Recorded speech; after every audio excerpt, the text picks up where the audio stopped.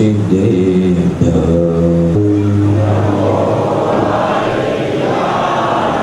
प्रभो उवज्झायाळं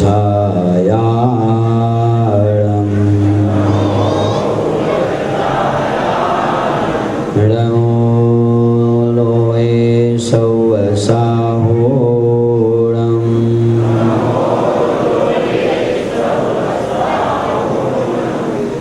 जय बोलो अनंतानंद सिद्ध परमेष्टि भगवान की, अपधर्म की जय बोलो चार चक्रवर्ती आचार्य शांति सागर जी महाराज की जय बोलो संत शिरोमणि आचार्य गुरुवर विद्यासागर जी महाराज की।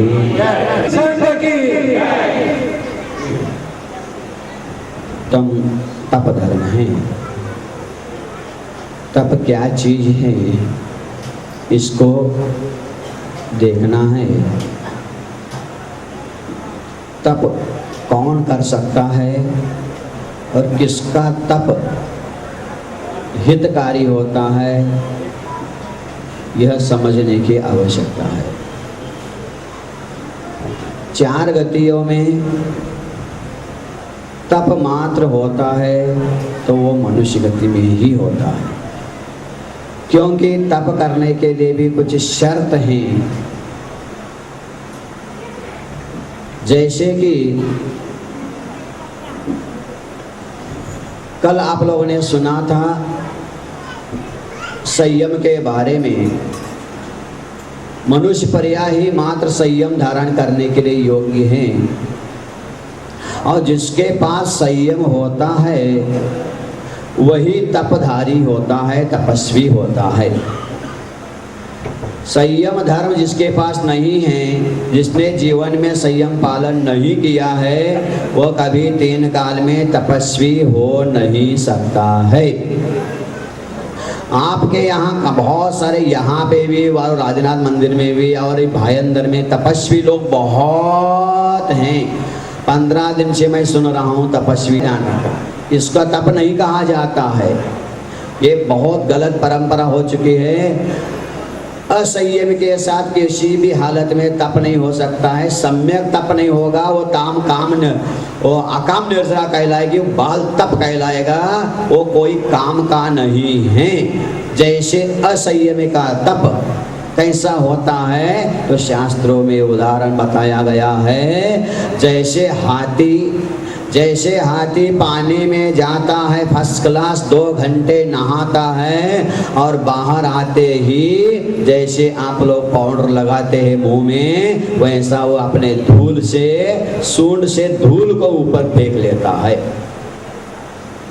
मतलब नहाने के बाद 2-2 घंटे पानी में डूबे रहने के बाद भी उसका वो स्वच्छपना होना, साफ होना, नहाना वैसा ही बेकार है, व्यर्थ है। जैसे आप लोगों में असंयम के साथ तप, कोई वो काम का नहीं है तुम्हारा तप। साधु भी उपवास करता है। परसों मैं चौके में आहार के लिए गया था, एक यहाँ पे बगल में। आहार करते समय पहला हाथ धो के कायेश्वर किया। कायेश्वर करते समय मेरा दिमाग घूम गया, सोचता रहा मैं, श्रावक बेचारे 2-2, 3-3, 4-4 बार खाने वाले 2-2, 4-4, 5-5, 10-10 उपवास कर रहे हैं, और तुम साधु होकर के रोज खा रहे, शर्म नहीं आती है तुम्हें? तो मैं सोचता रहा तो तुरंत अंदर से आवाज आ गई मेरे दिल से, बेटा चिंता मत करना, ये श्रावक तपस्वी बन गए हैं, किंतु इनका तप कैसा और तुम्हारा तप कैसा है। तुरंत दिमाग में उदाहरण आ गया। फिर मैंने सोचा फिर खड़े हो जाओ, कर लो बढ़िया आहार। तो क्या समझ में आया मुझे, तो वो आप लोगों ने कभी सुना होगा अथवा पढ़ा भी होगा स्कूल में कि एक कछुआ और एक खरगोश, इन दोनों का रेस होता है। रेस जानते हो? यहाँ तो रेस बहुत अच्छी तरह से घोड़े का जानते हैं। कछुआ और खरगोश दोनों एक लाइन में खड़े हो गए और दोनों ने रेस लगाना शुरू किया। कहा जो पहला आएगा उसके लिए, पहला पहुंचेगा उसके लिए इनाम दिया जाएगा। यहाँ से कहाँ जाना है? यहाँ से आदिनाथ मंदिर तक जाना है। ठीक है, दोनों ने रेस शुरू किया और जैसा शुरू किया और खरगोश तो बहुत छलांग लेता है, एक छलांग लेता है उसको उतने अंतर को 5 मिनट लगते हैं खरगोश को पार करने के लिए।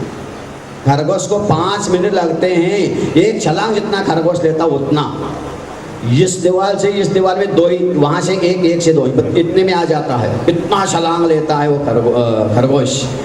खरगोश सोचता है अरे इतना तो 2-5 मिनट में पहुंच जाऊंगा, मुझे क्या, बस छलांग लेता है, थोड़ा सा उस चौक पर पहुंच जाता है जहां अध्यक्ष साहब का घर है ना हमारे पूनम जी का, वहां तक उस रोड से जाना, रास्ता भी निश्चित हो गया था, ऐसा जाना, इसी रास्ते से जाना और जाते जाते सुभाषनाथ का दर्शन करके फिर जाना है उधर, जाना तो है, तो दोनों की रेस तो लगी है, रेनोस तो रेस है और जाना तो उसे ही है, लेकिन सुपार्श्वनाथ भगवान का दर्शन करके जाना है, ऐसा दोनों का निश्चित हो गया था।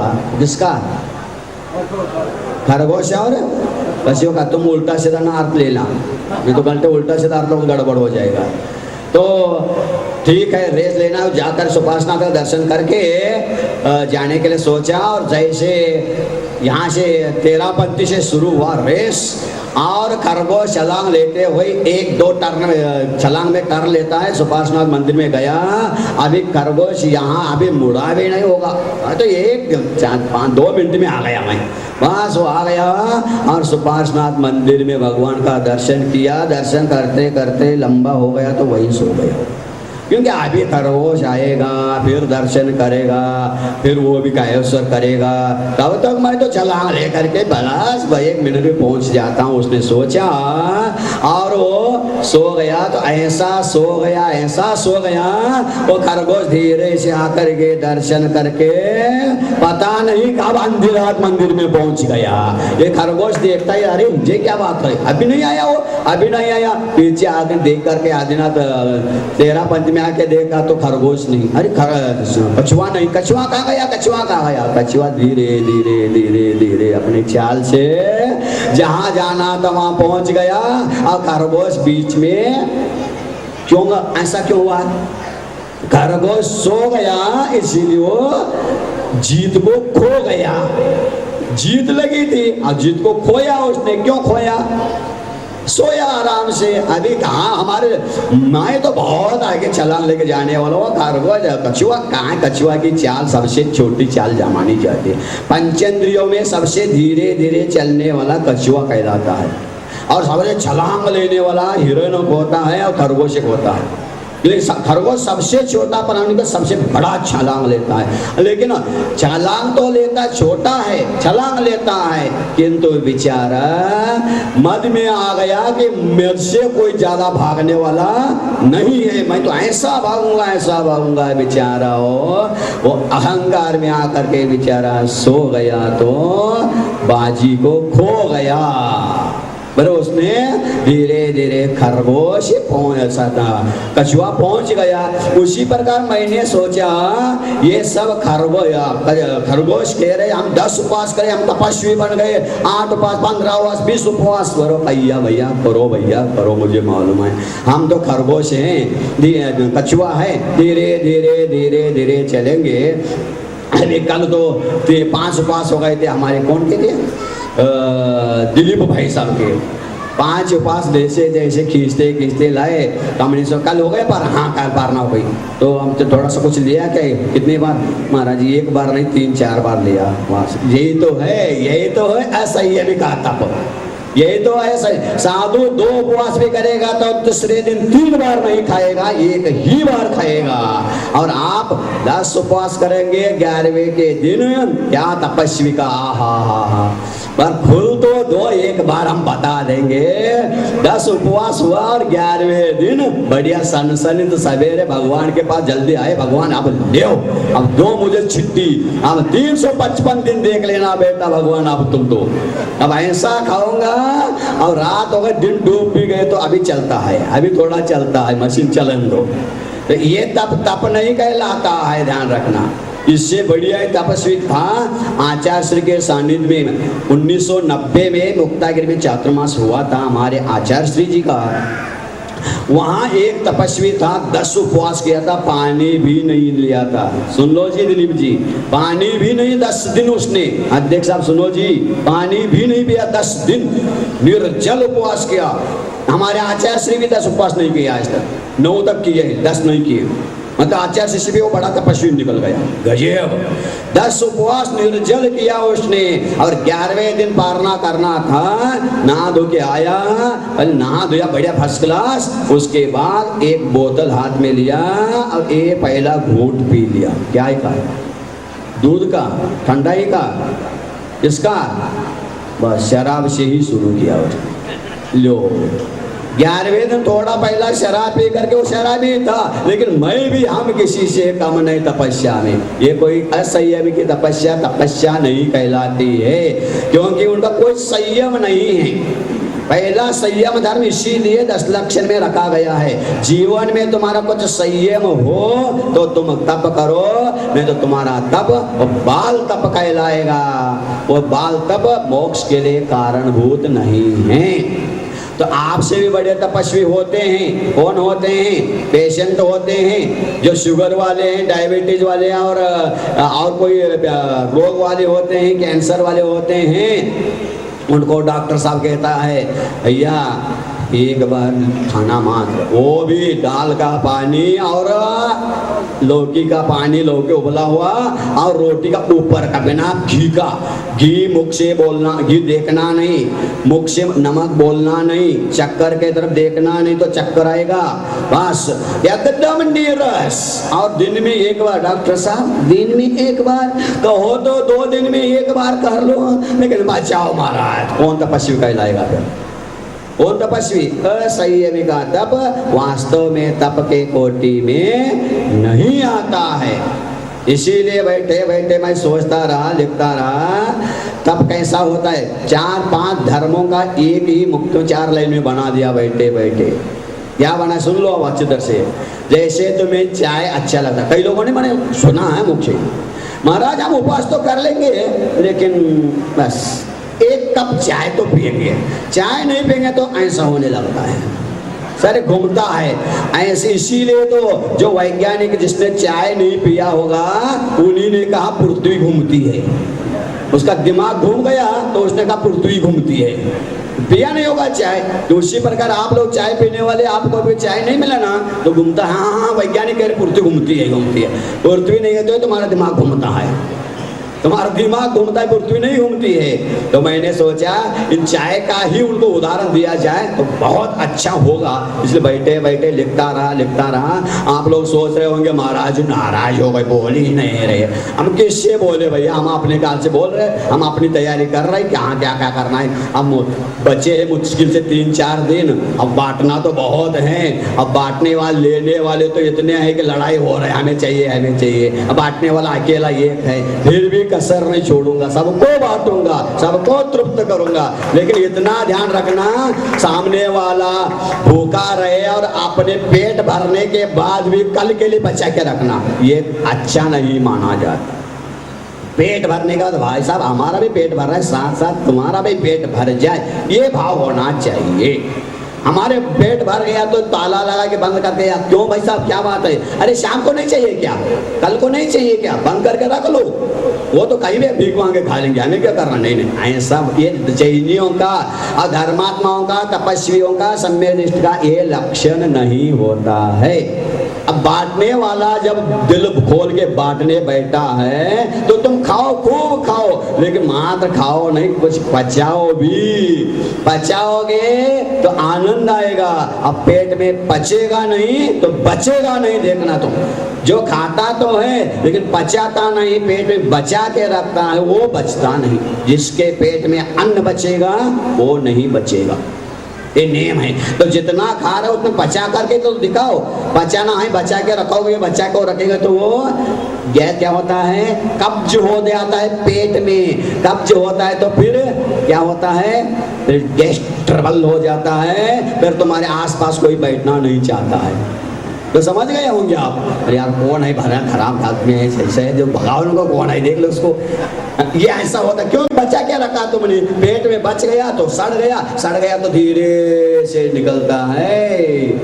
पुर्रम पुर्रम भयम नास्ति पुय्यम पुय्यम च मध्यमा, ये उसके लिए दोहा है, उसी के लिए गैस ट्रबल के लिए दोहा बनाया संस्कृत में किसी ने। पुर्रम पुर्रम भयम नास्ति पुय्यम पुय्यम च मध्यमा पुष्यकारम महाघोरम निःशब्द प्राण संकटा। ऐसे लोगों के आसपास भी कोई बैठना नहीं चाहता है जिसके पेट में पचता नहीं। पचाने के लिए तप करना पड़ता है, तब वो पचता है, और जितना पचता है उतना ही खाना चाहिए। पचे नहीं और ज्यादा खाओगे तो अजीर्ण हो जाता है।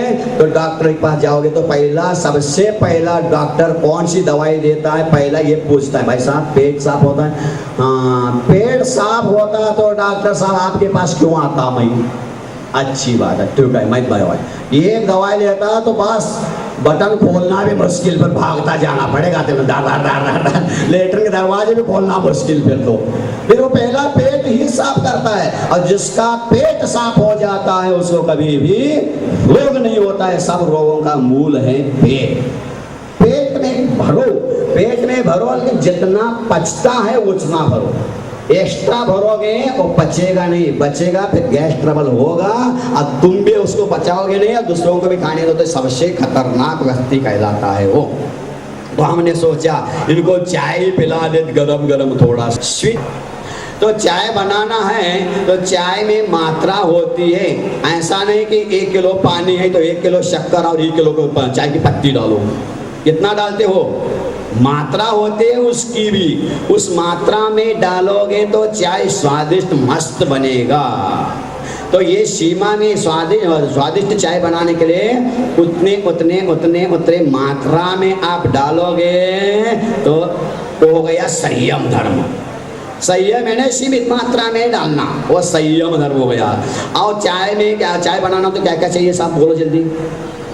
पानी, शक्कर, चाय पत्ती और दूध, इन तीनों को।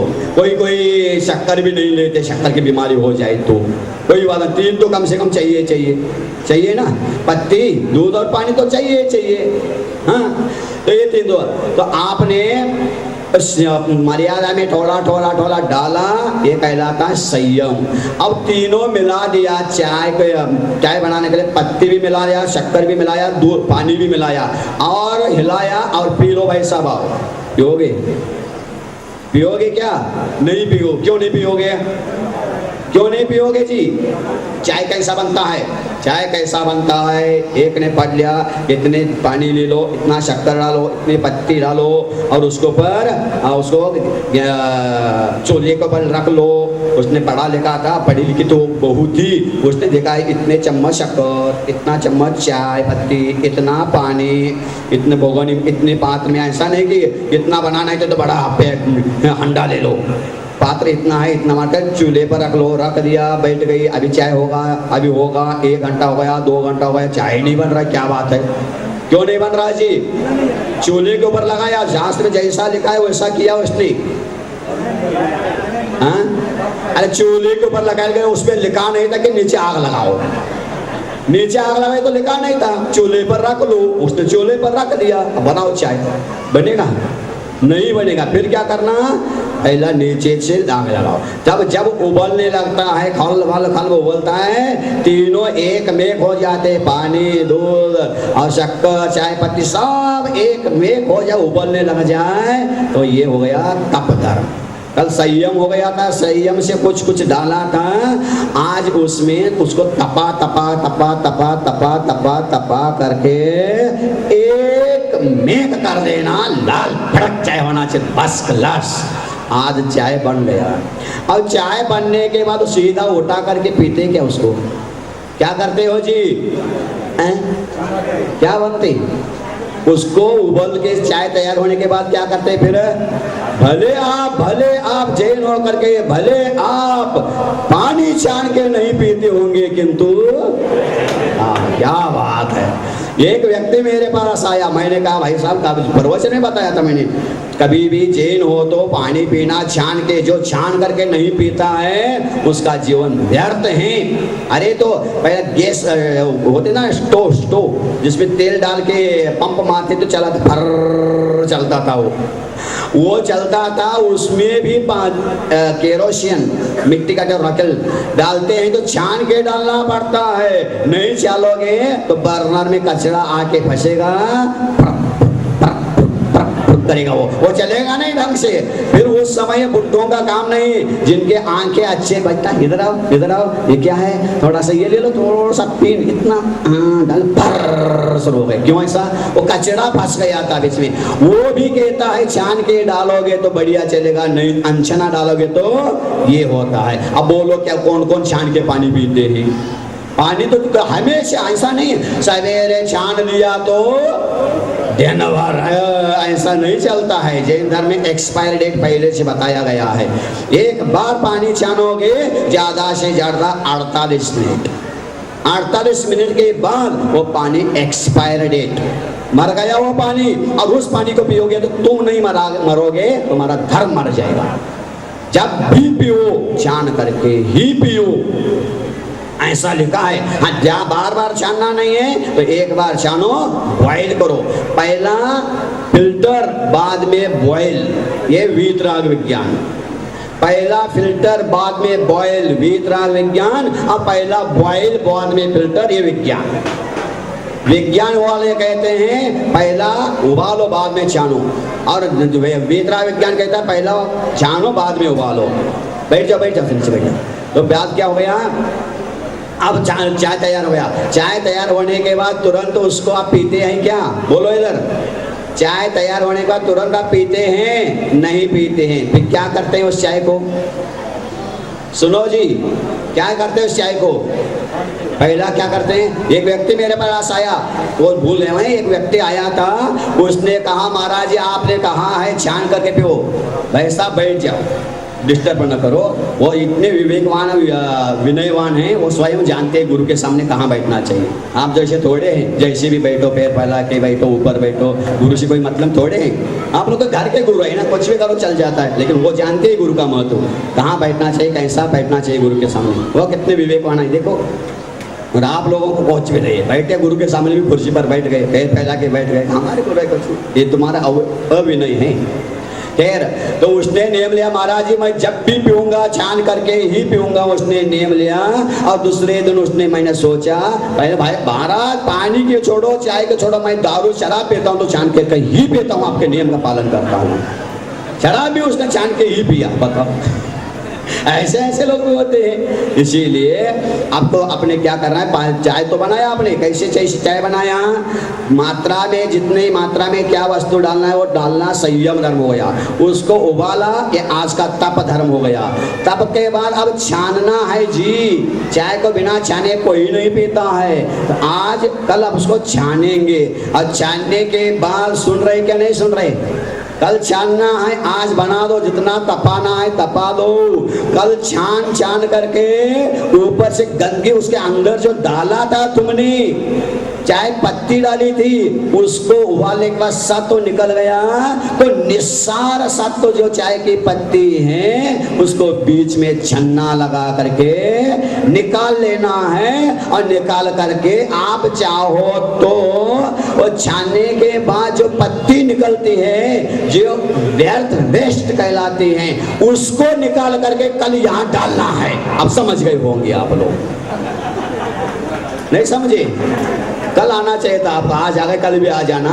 ये लोग चाय बनाने पीने वाले हैं, कल निकालने वाले, छन्नी लगा करके, छन्ना में से निकाल करके नया मंदिर जब बनेगा सो बनेगा। पहला मंदिर बना चाहिए, एक लोगों ने संकल्प किया है, पहला कलश बनाएंगे, बाद में शिखर बनाएंगे, शिखर तैयार करेंगे, फिर कहाँ जगह बनेगा तो मंदिर बनाएंगे, फिर उसको व्यवस्था। ये ऊपर से आते हैं, क्यों जी? पहला नींव भरा जाता है कि पहला शिखर बनाया जाता है? नींव पहला नींव बाद में शिखर, क्या पहला शिखर बाद में नींव? नहीं, बात तो सही है। मनुष्य होगा, पहला नींव भरेगा, बाद में शिखर बनेगा। लेकिन पहला शिखर बनने के बाद भी नींव भरा जाता, ऐसी भी एक वस्तु है। बता दूं हाँ, बता दो कब होता? पहला नींव बनता है, बाद में पहला शिखर होता है, बाद में नींव बनता है। कौन सा? कभी आप लोगों ने अगर किसान हो तो देखा होगा, किसान खेत में चिड़िया घर बनाते हैं, जहाँ पानी ज्यादा रहता है वहाँ पेड़ के ये होते हैं, वो घोंसले बनाते हैं। पहला ऊपर से शिखर बनता है, बाद में नीचे नींव बनता है। होता है कि नहीं? देखा कभी आप लोगों ने चिड़ियाओं के घर? वो अपने चोंच से बनाती है, तो ऊपर वाला वो शिखर हो गया, बाद में नीचे नींव बनता है। देख लो, होता है क्या नहीं? हाँ, अगर आप उस चिड़िया से सीख लो, उस चिड़िया से सीख लो, अपने को भी ऐसा चिड़िया बनना है। कैसा चिड़िया बनना है बता दो? समय तो नहीं हुआ, नहीं 1 घंटा प्रवचन, 1 घंटा नहीं, 45 मिनट दूंगा, क्योंकि सरकार नियम है। सरकार नियम है, 45 मिनट से ज्यादा कोई नहीं बोल सकता है। एक क्लेम है कि सरकार कानूनी है, हम क्या कर सकते हैं भाई साहब? कौन जी? 45 मिनट का क्लास होता है ना। जब ये चौके में 1 घंटे हमें नहीं खिलाते हैं तो मैं क्यों ज्यादा खिलाऊं? 45 मिनट ही खिलाऊंगा, चाहे कुछ भी करवाओ। अब 45 मिनट क्लास से बाहर से टीचर गया, वो कहीं भी जा सकता है, वो उसके बाद अधिकार फिर तुम्हारा नहीं रहता है। और घर में चले जाए तो फिर दूसरे कहीं भी आओ ट्यूशन ले ले, वो आपका अधिकार नहीं है जाने का। तुम्हारी ड्यूटी पूर्ण, उसके बाद टीचर घर में ट्यूशन ले ले और दूसरे क्लास में चले, अपने को तुम्हें क्या करना है? हो गए, तुम्हारी ड्यूटी पूर्ण हो गई, उसमें क्या मतलब है? ठीक है, तो हम क्या कह रहे थे? हाँ, चिड़िया। वो चिड़िया कैसी चिड़िया है बता दो? नहीं, रहने दो, समय तो नहीं हो रहा है। सुनो, एक बार इसी बॉम्बे में, सुनो, इसी बॉम्बे में एक बहुत भयंकर, इतना तो कौन, रिलायंस वाला कौन, अंबानी से भी सुंदर एक, बहुत सुंदर शिवाजी थे उस समय, बहुत सुंदर राजमहल बना था, एक बहुत सुंदर राजमहल बना था।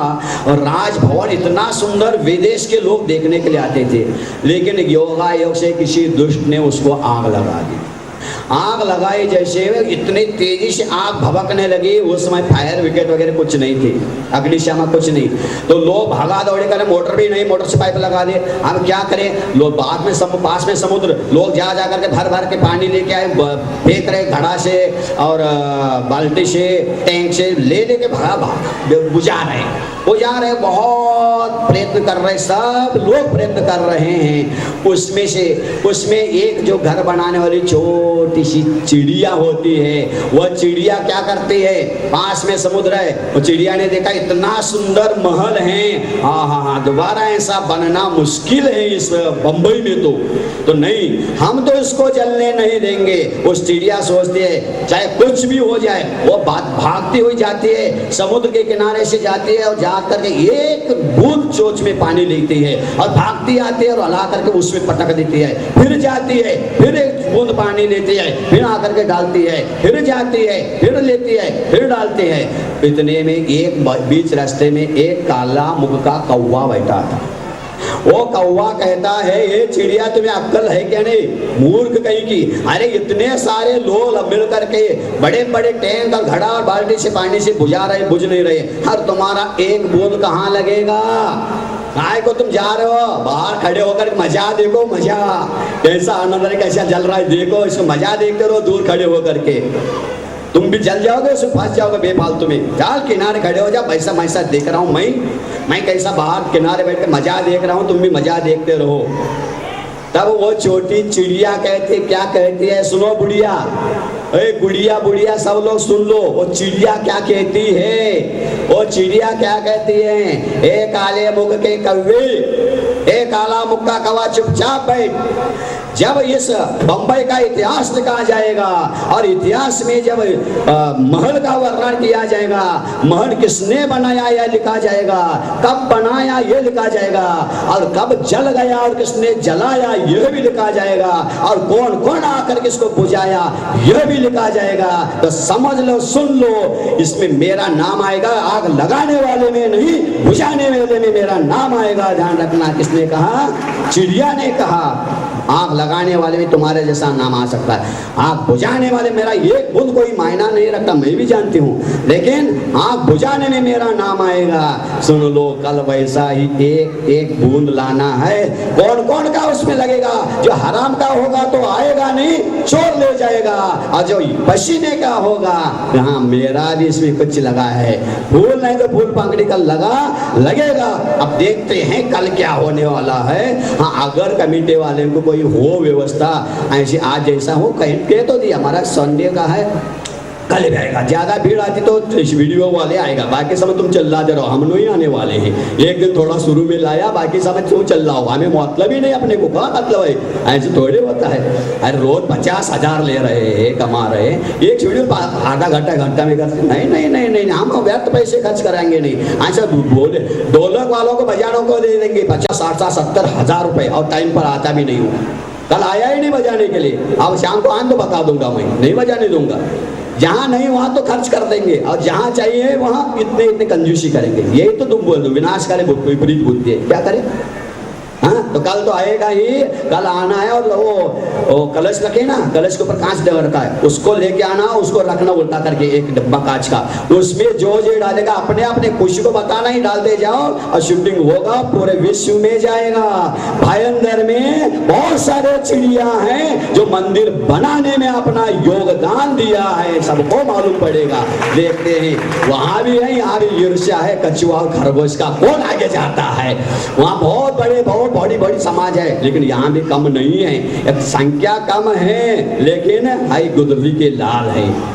एक बार आप भी, परसों मैंने बताया, तो शाम को ही मेरे पास एक श्राविका आई, महाराज कितना सोना लगे, बोलो मैं अकेले दे सकती हूँ, क्या 30 तोला, 25, 40 तोला भी, 50 तक भी हम दे सकते। मैंने कहा नहीं, हम ऐसा नहीं लेंगे, ये सारे बुढ़िया चिड़ियाओं से ही मुझे लेना है, ना एक व्यक्ति से मुझे नहीं लेना है। दे दिया उन्हें, हम दे देंगे महाराज, और भगवान के लिए लग रहा है। मरने के बाद अगर बाय चांस तुम्हारे मुंह में सोने का दांत होगा, अब मरोगे तो पहला रात में सो गए, और 8 बजे रात में सोए और मर गए अटैक करके, सवेरे 10 बजे मालूम पड़ा, देखा ये मरा है करके, तो पहला रोएंगे नहीं, पहला मुंह पकड़े खींचेंगे, दांत तोड़ देंगे सोने का, फिर बाद में मर गया।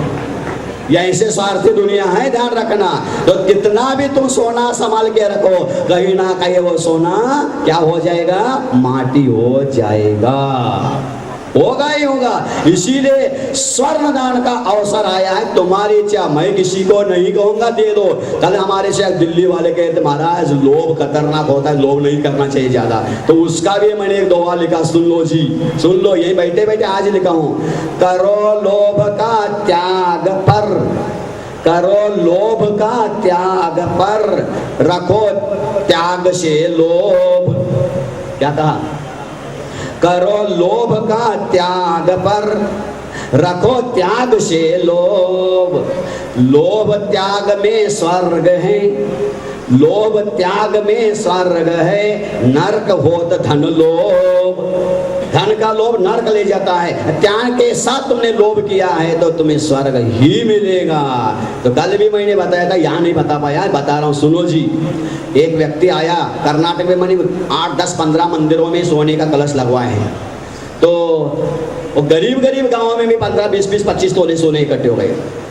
अब एक व्यक्ति आया, वो क्या करता था बदमाशी, दिन में मेरे पास नहीं आता था और रात में आता था भैया और के लिए, और जो बोलना सब बोल के चला जाता था, और खुद बोलता था महाराज मैं रात में क्यों आता मालूम है? क्यों बोल नहीं सकते और डांट भी नहीं सकते, क्या करोगे? क्या बोल भी नहीं सकते, डांट भी सकते। अब जब बोलने का डांटने का समय है तो मैं नहीं आऊंगा। अनिता सुन, हम किसी से कम नहीं, सुनो, जैसे उसने बोला ऐसे ही बिल्कुल सेम सोने का काम चल रहा था भी। अब मैंने कहा तो लोग तैयार हो गए थे 20, 25, 30 तोला देने के लिए। अब तो उसने कहा महाराज लोग, उसे एक कहावत है, जो मांगता है वो खराब है और जो नहीं मांगता वो श्रेष्ठ है, ऐसा कहा था। तो मैंने सोचा ऐसा नहीं, जो मांगता है वो बुरा है, जो मांगता है वह बुरा है, और जो मांगने के बाद भी नहीं देता है वो उससे ज्यादा बुरा है। क्या कहा? जो मांगता है वह बुरा है, और जो मांगने के बाद भी नहीं देता है वो उससे ज्यादा बुरा है, और जो देता है वो अच्छा है।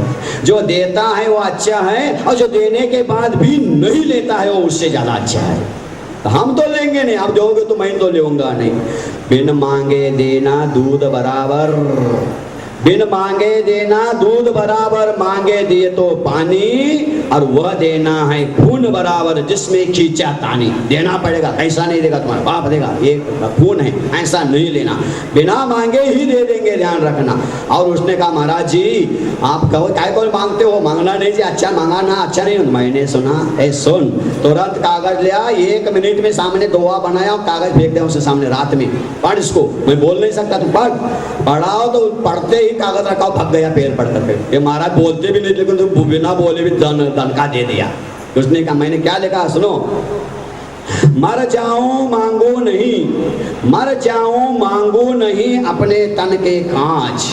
इस शरीर के लिए अरे मजा चौका लगाओ, रोटी दे दो, कुछ खिलाओ, है मर जाऊंगा लेकिन नहीं मांगूंगा मैं।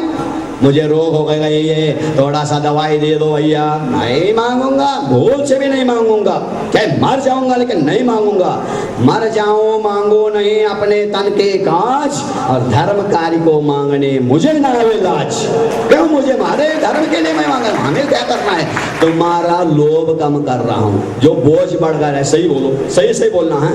आप लोग व्यापारी है, उसमें भी गुजरात के बनिया व्यापारी है, जब किरान दुकान में या तो कोई दुकान में तोलते हैं, सही सही बोलना, तोलते समय ताकड़ी तराजू में 2 पाल्टियां रहती है, जिसमें ज्यादा माल होता है वो कहाँ जाता है, सही बोलना जल्दी, ए बोलो जल्दी, जिसमें ज्यादा माल होता है ऊपर जाता है ना, वो दिल्ली वाले बोलो कहाँ जाता है, जो ज्यादा खाली होता है वो ऊपर आता है, और जो ज्यादा भरता है वो कहाँ जाता है। तुम भर के लेना, खूब भर लेना, और कहाँ जाना सो मुझे मालूम है और तुमको भी मालूम है। इसीलिए हम ये कह रहे, ऊपर नहीं जा सको तो नीचे तो मत जाना, कम से कम लेवल में बैठे रहना। इसीलिए एक्स्ट्रा ओवर फ्लो जो हो रहा है उतना मास कल निकाल के देखना है।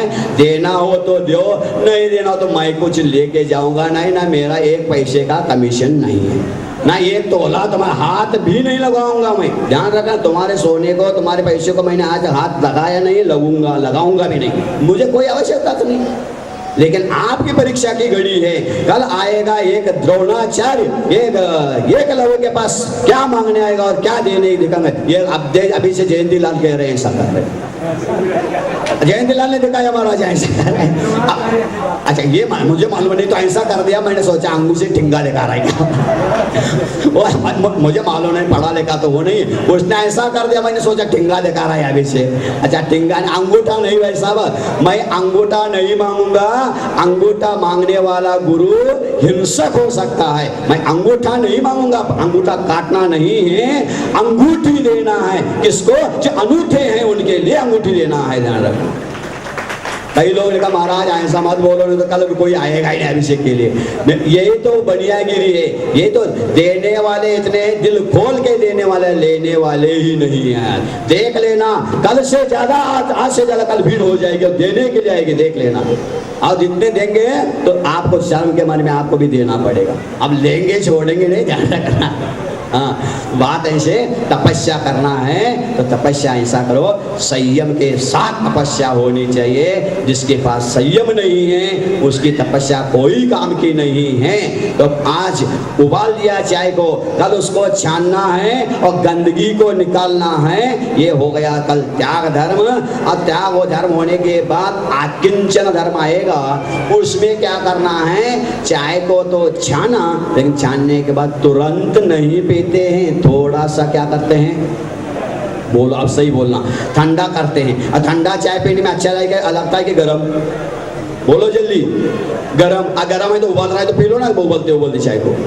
नहीं, ठंडा करो, तो ठंडा करो, बढ़िया फ्रिज में रखो और ठंडा करके पी लो। मतलब ना तुम्हें ठंडा अच्छा लगता है ना गरम अच्छा लगता है, इसीलिए मैं ना कभी कभी ठंडा भी देता हूँ, कभी गरम भी देता हूँ, क्योंकि तुम्हें आदत पड़ी है। जैसा तुम चाहते हो वैसा मैं भी देता हूँ, मैं क्या करूँ, है ना, देना ही पड़ता है। तभी तो जैसे भी हो, बेटा खा ले पी ले, माँ की भावना यही रहती है। तो तपस्या ऐसी है, तो जीवन में तप के बिना कुछ भी नहीं होता है। जब तक नहीं तपेगी धरती तब तक बादल भी नहीं बरसते हैं, ध्यान रखना। दीप सूरज तपे तपे रे माती, सूरज तपे तपे रे माती, दीपक तपे तपे रे बाती, तुझको तपना होगा मोह तजना होगा।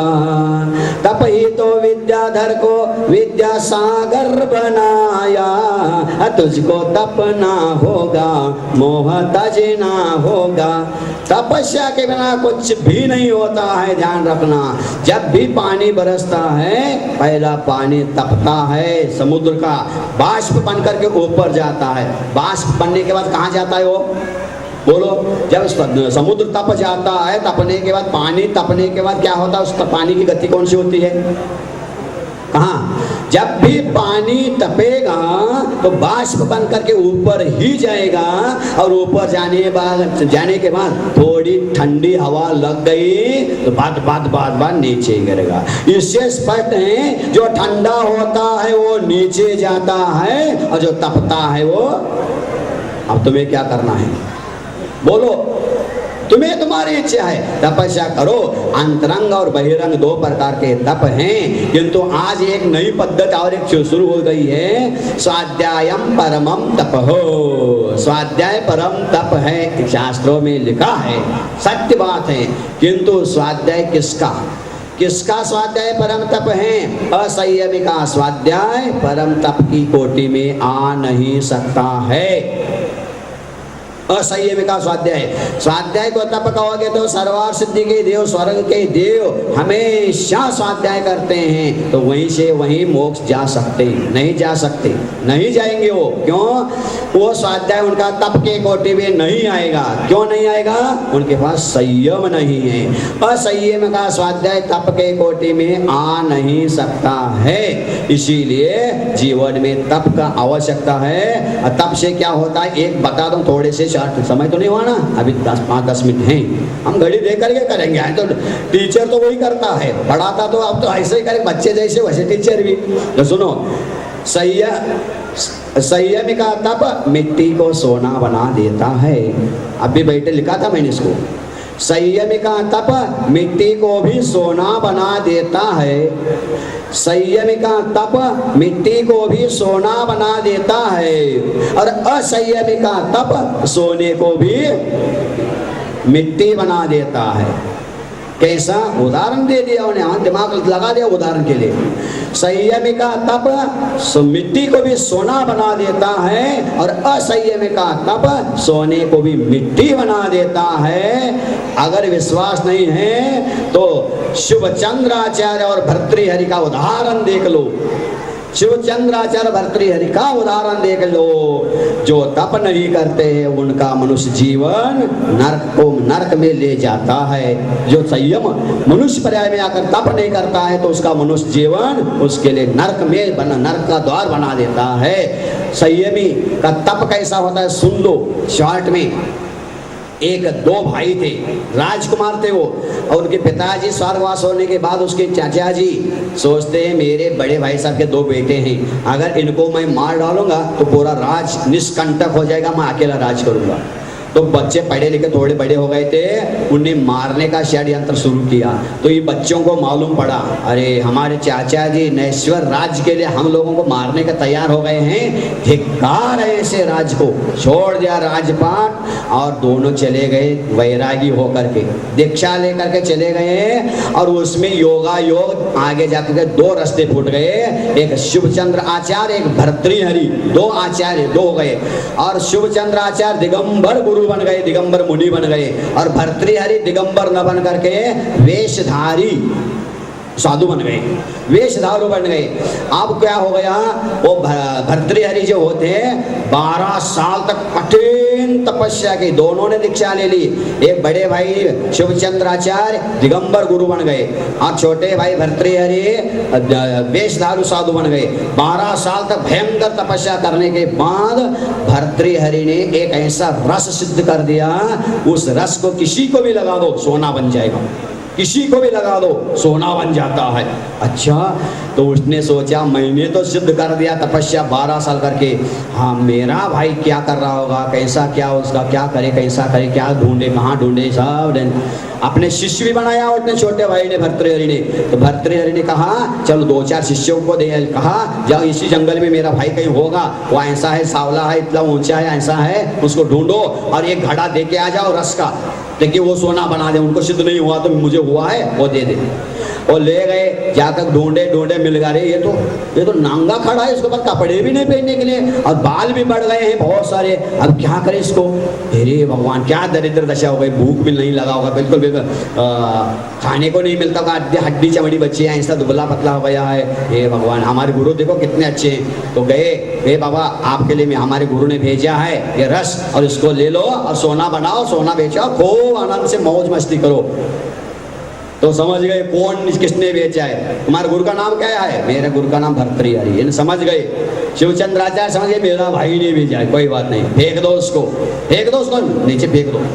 अरे ये बहुत परिश्रम से बना है, ऐसे नहीं फेंका जाता है, अरे फेंक, हमें कोई आवश्यकता नहीं, इसको फेंक के चले गए। तो जा करके बता पूछा गुरु ने, क्यों जी मिल गए, अरे मिल गए तो पूरा पागल ही हो गए, कपड़े भी नहीं है शरीर पर और ऐसे हड्डे हड़का दुबले पतले हो गए, कुछ भी नहीं उनके पास। अच्छा तो आप लोगों ने दिया नहीं, अरे वो पागल भी हो गए, वहां से फेंकवा दिया उसको उसने। अच्छा फिर दोबारा भेजा, उसके साथ भी यही व्यवहार। तीसरी बार स्वयं अपने शिष्यों को लेकर के गया, देखा रे ये क्या रूप बना के रखा तुमने, चल ये ले लो घड़ा और रस लगाओ, चाहे जहां कहीं भी लगाओ सोना ही सोना हो जाएगा, ले लो।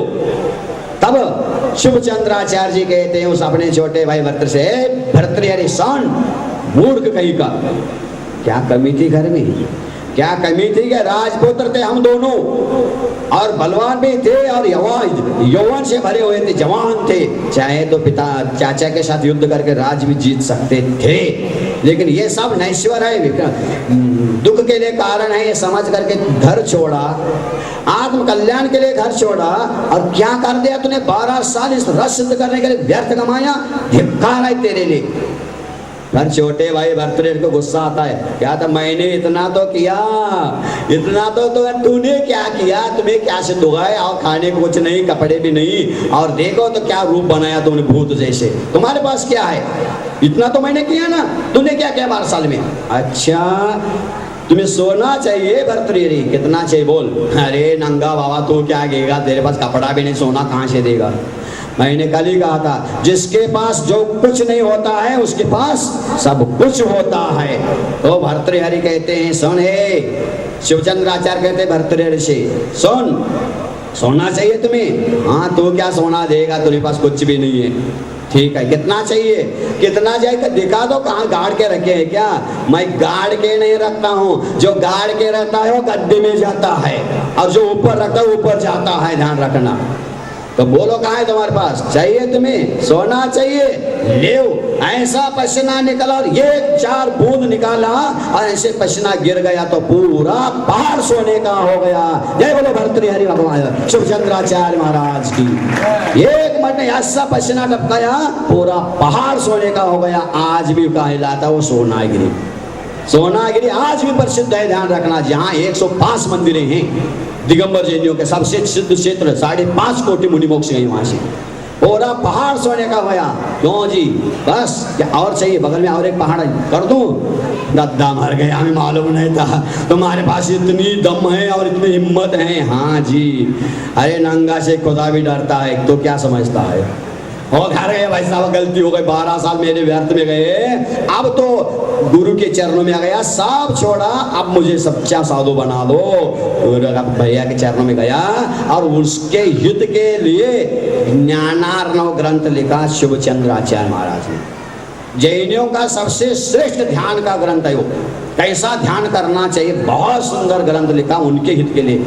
तो बस तपस्या का फल ऐसा होता है, दिखाता नहीं साधु तपस्या का फल, लेकिन जब दिखाएगा तो मिट्टी को भी सोना बना देगा, और ये सोने वाले सोते रह जाएंगे और तुम्हारा सोना भी मिट्टी बन जाएगा। ध्यान रखना है, होता है दम, लेकिन दिखाता नहीं साधु। तो विल पावर होता है पास में, इसीलिए तो दम से बोलता है। तो भर्तृहरि देख, भर्तृहरि ने क्या किया और शिवचंद्राचार्य ने क्या करके दिखाया। ऐसे वो अपने चिन्मय सागर के गांव जुगुल में जो मंदिर आधा बना था और बंद पड़ा था, वहां मैं गया। मात्र 8 दिन के अंदर 15 लाख और 35 तोला सोना इकट्ठे करके दिया। वो घबरा गए, महाराज हम वर्गणी चंदा मांगने जाते हैं हमारे गांव के इस रावकन के पास 500 रुपए, 500 रुपए मांगते हो तो साले देते नहीं है, उल्टे डांट देते हैं, बांटते नहीं डांटते हैं, और हमें डांट के भिजवाते भेज देते हैं, और आपको बिना मांगे इतना पैसा क्या देते हैं, समझ में नहीं आता है। आपके पीछे भी कोई जादू है अवश्य। हमने कहा ए अध्यक्ष साहब सुनो, ओए मंत्री साहब सुनो, उनसे कहा, आपसे नहीं, उनसे कहा ए अध्यक्ष साहब सुन लो, लोग आपको क्यों नहीं देते, हमें बिना मांगे भी क्यों ले देते हैं। एक दिन तो मैं सवेरे सवेरे उठ करके ध्यान कर रहा था, एक भाई आए, दर्शन करी और बिल्कुल ऐसा नया चेस 10,000 का बंडल का नोट रखी, दर्शन करी, महाराज गुप्त दान, किसी को बताना ही, मंदिरों को दे दो बस। उसके बाद अभिषेक पूजन के लिए कमेटी वाले आए, भैया इधर आओ, ये देखो मैं हाथ में नहीं लगाऊं इसको, ये तुम्हारा है, वहाँ ये कहाँ से आ गए महाराज, रात में कुछ सिद्ध किया क्या मंत्र से? नहीं भाई साहब सिद्ध नहीं किया, सिद्ध हो जाता है, जिसको वचन सिद्धि हो जाती है उसको सब कुछ सिद्ध हो जाता है, कहने की आवश्यकता है, बस कहना बात, कहते ही सब कुछ होता है। ये कहाँ से आए? दिया है गुप्त दान में, चुपचाप लो मंदिर में लगाना है इसको। तो आश्चर्य लग गया। तो कमेटी वाले ने पूछा, महाराज आपको कैसे देते हैं, हमें क्यों नहीं देते मांगने के बाद भी? तो मैंने कहा क्यों हमें देते हैं और आपको क्यों नहीं देते, बता दो कारण। बता दो महाराज जल्दी बताओ, वो कोई कारण होता हम भी उसको कर लेंगे, हम भी कर लेंगे, हमें भी ऐसा कुछ हो जाए, मांगना न पड़े, अपने आप आ जाए।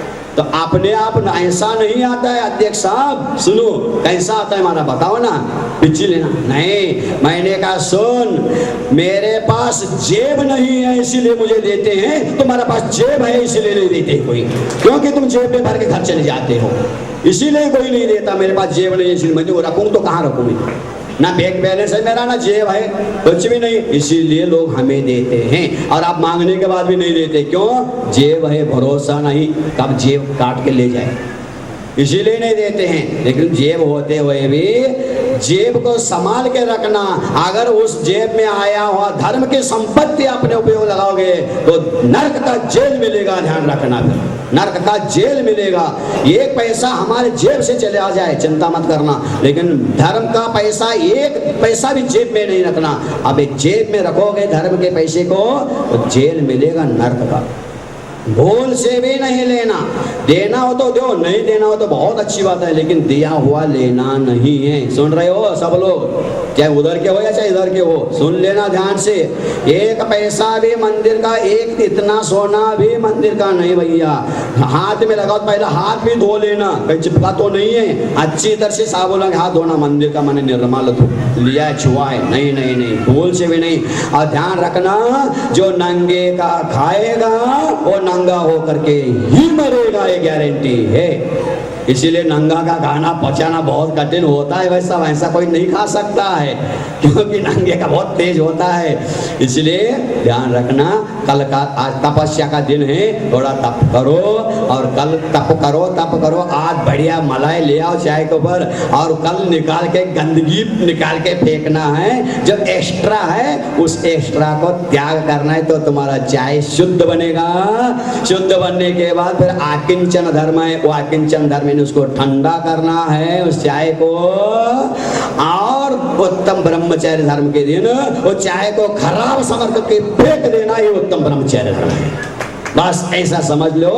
अब तो समय हो गया साहब, अब जा सकते हैं, वो परमिशन ले। अब तो कुछ अधिकार नहीं तुम्हारा, अब तो आज कुछ नहीं, अब तो टीचर कुछ भी कर सकता है, तो अपना ट्यूशन अलग से ले भी सकता है, चाहे तो, चाहे दूसरे को कोई कॉलेज में ज्यादा पैसा मिलता तो वहां भी जा सकता है, तुम्हारा अधिकार नहीं है। तो जय बोलो उत्तम त्याग धर्म की, कल का आने वाले त्याग को। हाँ, उत्तम आज तप धर्म है, आगे का कल का देख लेंगे क्या क्या होता है, लेकिन पेट भरने के बाद सबको खाने के लिए चांस देना चाहिए।